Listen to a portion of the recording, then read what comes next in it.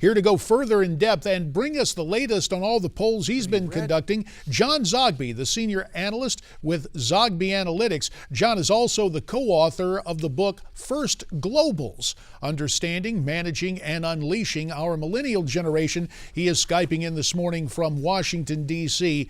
John, thanks for being back with us this morning on America's Forum.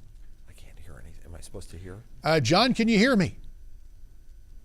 We must be having some trouble having John hear us. And of course, the challenge for candidates in the final 24 hours of a campaign is to reach out to voters who are undecided. Typically, and we'll ask John about this once we establish contact, typically voters who are undecided in the final 48 hours of a race will go 4-1 for a challenger. Certainly in years where it seems the country is on the wrong track. And so you have that going, but you also have the faithful voters you try to motivate to come out to the polls. So against that backdrop, let's try again. John Zogby joining us from Washington. Can you hear me now, sir? I can, JD. Sorry. That's quite all right. And as a prelude, we were listening to what Michelle Obama had to say via telephone to the viewers of that digital cable network TV1, trying to reach the Obama voters and get them out on this midterm election day. Do you think that's going to happen? It could very well. We've seen on a few occasions that Barack and Michelle Obama are at their best getting the base out to vote, particularly young people. And that's the fly in the ointment for what otherwise looks to be a very big GOP day. So we'll see. And I think we'll know through the day if we see, some pastel-colored smartphones and some iPads going and iPods going into the polls. Seeing some young people, will see that it's worked. But right now, anyway, the burden really is on the Obamas to get that vote out.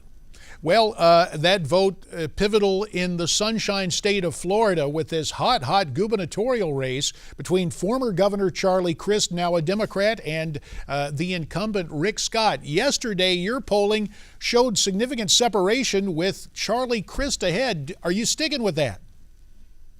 I am sticking with it. I'm a bit of an outlier, but I know my history in Florida. I've never even come close to getting them wrong. And there's a third candidate. There's a libertarian there that really messes things up. Kind of jury is still deliberating as to who Wiley, the libertarian, hurts more, but it does look like he's hurting Rick Scott a bit more than Charlie Crist. But I have Charlie Crist leading by 7. I don't know that he does that much, but I do think that there's a big vote in South Florida that he can expect, and that he's doing well in the famous I-4 corridor. That's the swing vote of the state.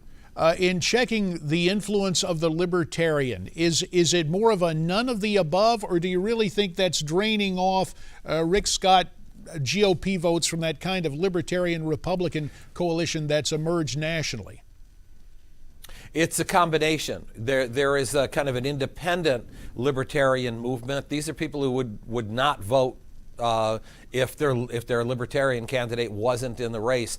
They're an element of young people who are supporting libertarian candidates because they see them as fresh and more along the lines of their view of what freedom and debt-free living is all about. And then there's an element that is Republican, but is not George W. Bush Republican or deficit spending Republican, and who find the libertarian candidates appealing. There's another element as well, and that is that Democrats are doing their best through their interest groups to support some of these libertarian candidates, knowing that for every 3 or 4 votes for a libertarian candidate, 2 of them, are coming out of the Republican column. Fair enough. So John, there's a cynical aspect to this. Well, cynicism aside, we're not cynical about you. We're going to ask you to stay with us. And of course, John will be with us tonight during our special live coverage of the midterms here.